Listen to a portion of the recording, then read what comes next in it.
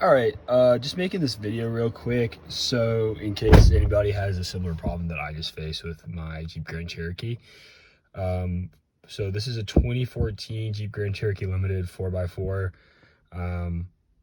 Yeah, so I was having an issue starting the vehicle.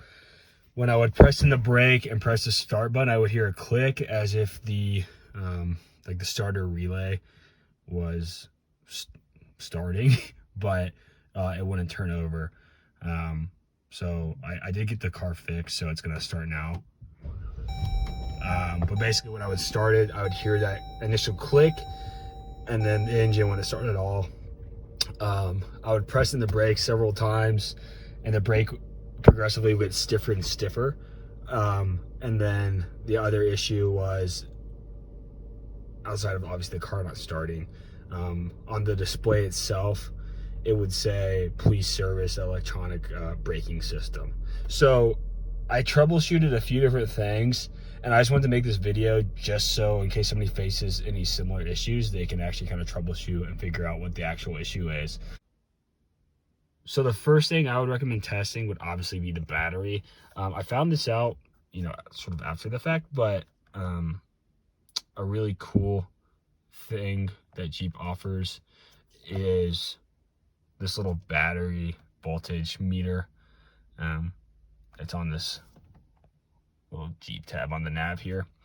But yeah, it's the first one, I think, is the tire pressure, right? And then it's the battery voltage, which is all the way at the end. So to my understanding, you need at least 12 volts to start or run the vehicle. So obviously if it's anything less than that, you're not going to be able to start the car.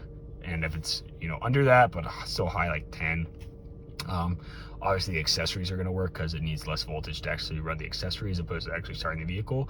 So that might be your issue. If you want to know how to access your actual battery compartments, it's under the front passenger seat. What I would suggest to actually access the compartment is pushing the seat all the way forward as far as possible, just so you have more room to access it.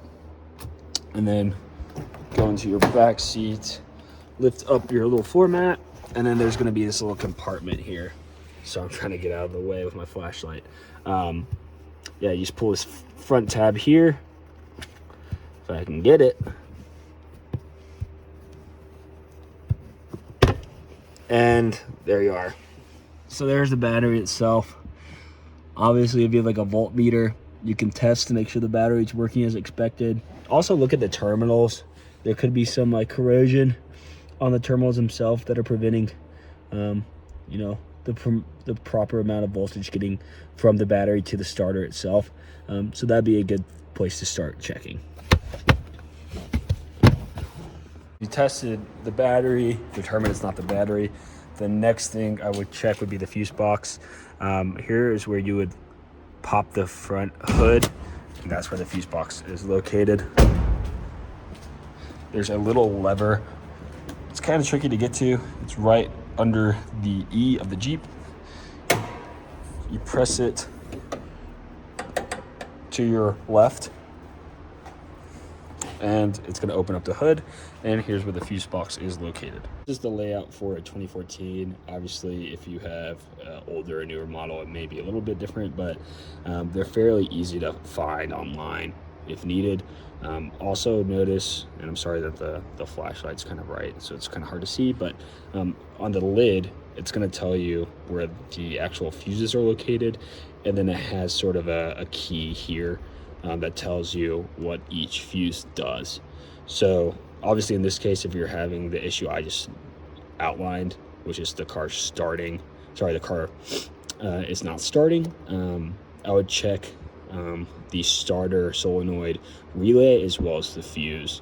And the way you can do that is, one, look here on your little key for starter solenoid. So I see one for K7, which is the relay, and then one for F7, which is the fuse. So unfortunately for the relay itself, there's not another one in the vehicle. This is the only one, so you might have to go buy one. I bought mine from Napa for like $20 and just swapped it out. But yeah, it's pretty easy to pull out. Just pull it out like so, and then put in your new one. And then obviously try to start the vehicle. If it doesn't start still, you know it's not the relay. Another good thing to check would be the fuse. It's gonna be hard for my camera to pick it up because I'm using my iPhone, but if you look inside of the fuse itself, that has like this little clear top, you can usually see if the fuse is blown out. Another way to check though would be to actually just remove another fuse that's the same. So in this case, I could take this fuse and swap it with the starter fuse, or I think what I did was I took the horn fuse, and I swapped them because I know the horn is working. So obviously that fuse for the horn works. So if I swap it with the starter solenoid and I test it and the car still doesn't start, then you know it's not the fuse.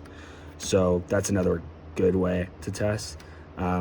Really the best case scenario is it's going to be the fuse, because these are like max like $20 or $30 to replace, and you can do it yourself. You can just pull them out and plop them right in, and then you're on your way. So best case scenario, it's a relay or fuse.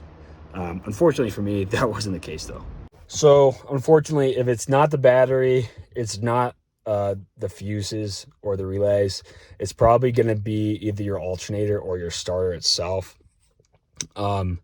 I just had my starter replaced, and that ran me right around $1,000. And the part itself, I think, to my understanding, is around $100 to $300, depending on the one you get.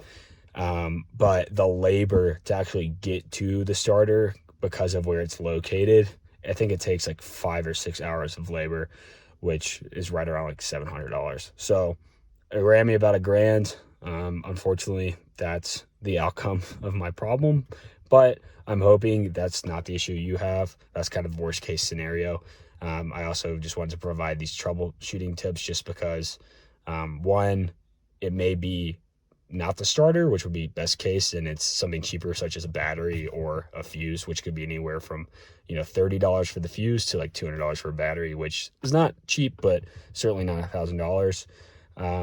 Obviously, it also is going to save you a lot of time just by troubleshooting it, so you can just kind of get straight to what the issue is. I spent a lot of time and effort trying to figure out what it was, so I'm hoping that these tips will kind of help you diagnose it quicker.